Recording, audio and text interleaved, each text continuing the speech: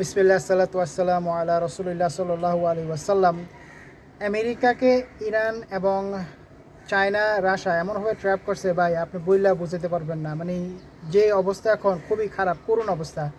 আমরা জানছি যে কিছুক্ষণ আগে ইউএসএস বক্সার একটা এমবিবিএস ওয়ারশিপ টাইপের আছে, যেটা নাকি আমেরিকা এখন মিডল ইস্টে আনছে। মানে ইরানকে অ্যাটাক করার জন্য তারা এটা আনছে, ডোনাল্ড ট্রাম্প আনছে। এছাড়াও তারা আনছে আরও military personnel, means they brought in more military fighters forces in the reason.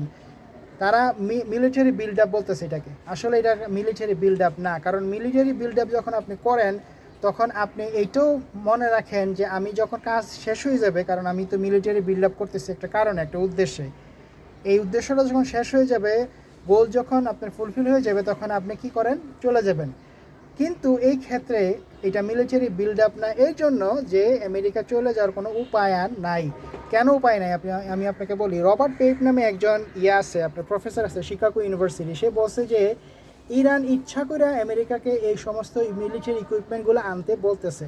মানে indirectly, obviously Iran is not asking them directly to bring all of this military equipments, but Iran এটাই চায় যাতে America military equipment আনে। নাও এখন বিশ্লেষকরা আরও বলতেছে যে শুধু ইরানই না, এটা অ্যাকচুয়ালি রাশিয়াও চায়, চায়নাও চায়। কেন? কারণ যখন নাকি ইউনাইটেড স্টেটস তার সব মিলিটারি পার্সোনাল মানে ম্যাক্সিমামই যখন আনবে, এবং তারা যখন আর কি আপনার এই সাবমেরিনগুলো আনছেও, গতকালকেই আনছে সাবমেরিনগুলো, ইউএসএস টেক্সাস বেস সাবমেরিনগুলো আনছে, এবং অনেক আরও সরঞ্জাম দিয়ে আনছে।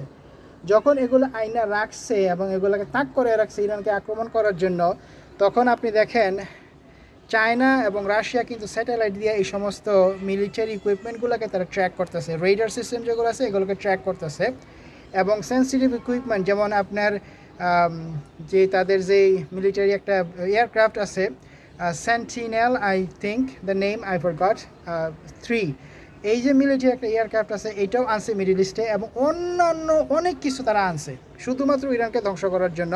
এবং রাশিয়া চায়না এটা সম্পূর্ণভাবে পর্যবেক্ষণ করতেছে প্রতিটা মুহূর্তে।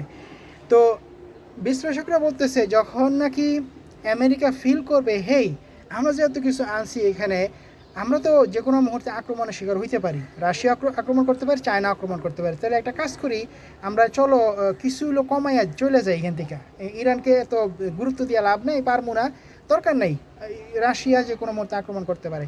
কিন্তু এখানে বড় শব্দটা হচ্ছে কিন্তু, এটা চাইলেও আপনার আমেরিকা করতে পারবে না, কারণ ইরান করতে দিতেছে না। কারণ আপনি দেখতেছেন 2 দিন পরে পরে ইরান কিন্তু আমেরিকান যে শিপগুলো আছে, এবং not American ship but also not only American ship but also other vessels, commercial vessels or oil tankers, আপনি দেখবেন এই সমস্ত অয়েল ট্যাঙ্কার কমার্শিয়াল ভেসেলগুলোতে ইরান কিন্তু ড্রোন আক্রমণ চালাতেছে প্রতিনিয়ত, 2 দিন পর পর, 3 দিন পর পর, 1 সপ্তাহ পর পর করতেছে। কেন করতেছে? বিশ্লেষকরা বলতেছে যে ইরান চায় আমেরিকা এখানে থেকে যাক। যখন রাশিয়া দেখবে, চায়না দেখবে যে সঠিক সময় আসছে, তখন তারা ইরানকে দিয়ে বড় অ্যাটাক করাবে আমেরিকার সমস্ত মিলিটারি ইকুইপমেন্ট ওয়ারশিপ যেগুলো আছে এগুলোর উপরে, এবং এগুলো সবগুলোকে একসাথে ধ্বংস করে দেবে। চায়না এবং রাশিয়া, এটা বিশ্লেষকরা ধারণা করতেছে চায়না রাশিয়া অবশ্যই ইরানকে অস্ত্রশস্ত্র দিবে, এবং ইরান এর বিনিময়ে আমেরিকাকে একবারে অ্যাটাক করে, আমেরিকার ওই যে পার্ল হারবার হয়েছিল না আপনার আমেরিকা দ্বিতীয় বিশ্বযুদ্ধের সময়, অনেকটা এরকমই, except that in this case United States will not be able to nuke Iran. Pearl Harbor যখন ধ্বংস করছে তখন তারা জাপানের নিউক্লিয়ার বোমা দিয়ে উড়াই দিছে হিরোশিমা নাগাসাকি। বাট এবার এটা করতে পারবে না, কারণ রাশিয়ারও নিউক্লিয়ার আছে, চায়নারও নিউক্লিয়ার আছে, এবং অনেকে বলতেছে ইভেন ইরানেরও নিউক্লিয়ার ওয়েপন আছে। তো ইরানে যদি আপনি আক্রমণ করেন, ইরান একটা নিউক্লিয়ার ওয়েপন ইভেন নর্থ কোরিয়ার থেকেও নিয়ে আপনাকে আক্রমণ করতে পারে। তো আমেরিকা ইউজ করবে না ইরানের বিরুদ্ধে। বাইরে থেকে শব্দ আসতেছে, আমি অত্যন্ত দুঃখিত।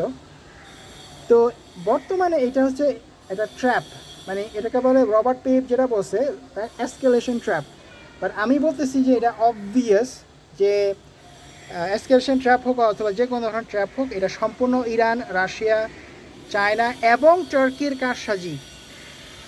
ইসরায়েল মনে করতেছে তারা এই সমস্ত আমেরিকান ইকুইপমেন্ট আইনা, আমেরিকা ট্রাম্প মনে করতেছে এই সমস্ত ইকুইপমেন্ট এরা তারা মিলিটারি বিল্ড আপ করতেছে, তারা মিলিটারি স্ট্রং করতেছে, but in all reality they have actually been trapped. So subhanallah, এভাবেই বড় শক্তি যেগুলো আছে সুপার পাওয়ারদের পরাজয় হয় বড় একটা ভুলের মাধ্যমে, যে ভুলটা করছিল একসময় হিটলার, ঠিক আছে, বিভিন্ন দেশ আক্রমণ করছিল, সে মিলিটারি বিল্ড আপ করছিল, শেষ পর্যন্ত তার পরিণতি কী হয়েছে আমরা দেখছি। তো ইনশাল্লাহ আমরা চাই এই জায়নিস্ট ইহুদি বাচ্চারা যেন ইনশাল্লাহ তাড়াতাড়ি পরাজয় বরণ করে, আমেরিকার যাতে পতন ঘটে, ট্রাম্পের পতন ঘটে, কারণ এরা যদি পর্যন্ত বিদেশে পুরো দুনিয়ার বুকে আছে, there will be absolutely no peace whatsoever. I'll give you more updates. Subscribe, like, follow.